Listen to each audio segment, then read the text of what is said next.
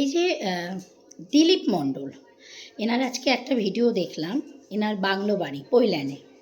শুভেন্দুদা, সাধারণ জনগণের হয়ে আমি তোমাকে রিকোয়েস্ট করছি বা আপনাকে রিকোয়েস্ট করছি, এই প্রতিটা চোরকে খুঁজে বার করে এমন পানিশমেন্ট দাও যেন 7 জন্ম এদের চুরি করতে ভুলে যায়। 7 জন্মে যে কটা 7 জন্মের মধ্যে জন্মাবে এরা যেন চুরি করতে ভুলে যায়। আমি পার্টি পলিটিক্স বুঝি না, আমি সাধারণ গৃহবধূ, কিন্তু এটা জানি আমাদের ট্যাক্সের টাকা, আমাদের প্রাপ্য টাকা, আমাদের ছেলে মেয়েদের প্রাপ্য টাকা এরা এইগুলো করেছে। ওদের ছেলে মেয়ে বউ ওরা একদম বিন্দাস রয়েছে, আর মরেছি আমরা সাধারণ মানুষ। এ তো চলতে পারে না, এটা চলতে পারে না বলেই আজকে ভগবান পুরো উল্টে দিয়েছে। প্লিজ শুভেন্দুদা, আজকে জনগণ তোমাকে নিয়ে এসছে, আপনাকে নিয়ে এসছে, আপনার কাছে আমরা রিকোয়েস্ট করছি প্রতিটাকে খুঁজে এমন পানিশমেন্ট দাও যেন 7 জন্ম এরা ভুলে যায় চুরি করতে।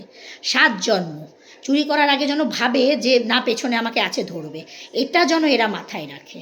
কেন এগুলো নেওয়া যাচ্ছে না। আর দিদি প্লিজ প্লিজ দিদি, আপনি আজকে লাস্ট বাকি ছিল কালো কোটটা কলঙ্কিত করা, আপনি সেটাও করে দিলেন, আপনি সেটাকেও করে দিলেন।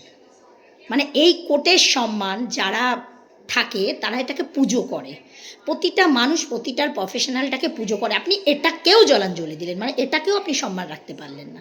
সব তো শেষ করেছেন, এবার থামুন না। 71 বছর বয়স হলো তো, থামুন না এবার থামুন না, ঘরে বসুন না, দেখুন না, চুপচাপ বসে দেখুন না মানুষ ভালো আছে, আপনার বাড়ির সামনে দিয়ে পুজো দিতে যাচ্ছে। আমি নিজে ছোটোবেলা আমি ঠাম্মার হাত ধরে গেছি, কিন্তু তারপরে ওই রাস্তাটায় পা দেবো কি, যাবো কি, ঢোকারই ক্ষমতা ছিল না।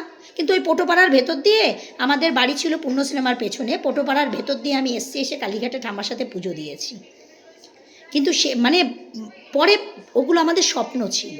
এবার থামুন না, থামুন না, ওখানে একটা চেয়ার নিয়ে বসে দেখুন জনগণ সাধারণ ওই রাস্তা দিকে সুন্দরভাবে মাকে দর্শন করে পুজো করছে। ওটাই মেন গেট, ওই গেটটাই মেন গেট, আমরা ওই গেটটা দিয়ে এসে পুজো দিতাম।